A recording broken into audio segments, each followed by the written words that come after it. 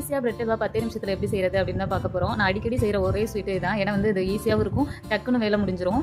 So வந்து first என்ன பண்ணணும் அப்படின்னா வந்து அந்த பிரெட் இருக்குது பாருங்கள், அதை 4 பீஸாக கட் பண்ணிக்கணும். ஓகேங்களா, அந்த சைடெலாம் கட் பண்ண தேவை கிடையாது. 4 பீஸாக கட் பண்ணிவிட்டு அதை நல்லா மிக்சியில் அரைச்சிட்டு எடுத்துக்கோங்க. எடுத்துகிட்டு கொஞ்சம் தேவையான அளவு நெய் ஊற்றிட்டு அதில் முந்திரி திராட்சை 2 போட்டுட்டு நல்லா கிளறி விட்டுக்கணும். நான் கொஞ்சம் அதிக நேரமே வறுத்துட்டேன் மறந்துட்டு, அதனால அது முந்திரியும் திராட்சையும் கொஞ்சம் கருத்து போச்சு. பட் வந்து நீங்கள் வந்து கருத்து போயிடாமல் கொஞ்சம் டக்குன்னு லைட்டாக வறுத்துட்டு எடுத்துக்கோங்க. ஓகேங்களா, அடுத்து வந்து என்ன பண்ணணும் அப்படின்னா அதே நெய்யில் கொஞ்சமாக பிரெட் இருக்குது பாருங்கள், நம்ம அரைச்சி வச்சுருக்கோம்ல, அதை வந்து அப்படியே கொட்டி நல்லா கிளறி விட்டுக்கோங்க.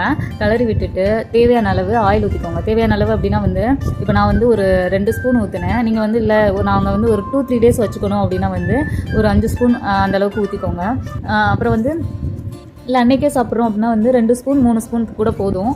அதுக்கப்புறம் வந்து தண்ணி இருக்குது பாருங்கள், அதில் வந்து நான் வந்து 1/2 கப்பு சக்கரை போட்டிருக்கேன். நீங்கள் எவ்வளோ வேணுமோ அந்த அளவுக்கு தேவையான அளவு போட்டுக்கோங்க. அதுக்கப்புறம் வந்து அது கொஞ்சம் நேரம் நல்லா கிளறி விட்டுட்டு நம்ம மிக்சியில் அரைச்சி வச்சுருக்க பிரெட் இருக்குது பாருங்கள், அதை எடுத்து வந்து அதில் கொட்டிடணும். அதுக்கப்புறம் வந்து அதில் போட்டதுக்கப்புறம் அது கொஞ்சம் நல்லா இறுகி கெட்டியாயிரும். அதை கொஞ்சம் நேரம் கிண்டி விட்டுட்டு அதில் பாலை காய்ச்சி அதில் ஊற்றிடணும். ஊற்றினதுக்கப்புறம் இதை கிண்டி விட்டிங்கன்னா இதுவுமே டக்குன்னு வந்து அந்த தண்ணியில் அந்த பால்லாம் இதாகிட்டு கொஞ்சம் கெட்டியாக நல்லா வந்துடும்.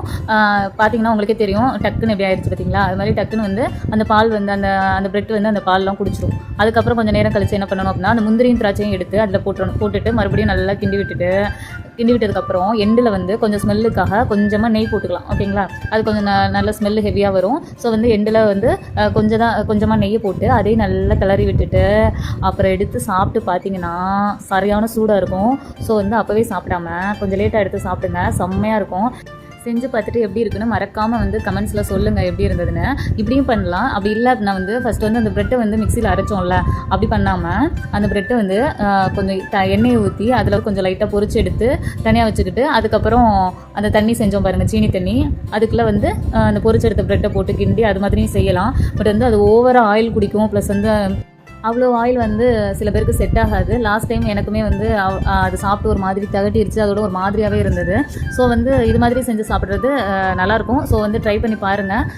ரொம்ப நாளைக்கு இது வச்சுக்க வேணாம், 1 or 2 டேஸில் சாப்பிட்றணும். செம்மையாக இருக்குது நிஜமாவே.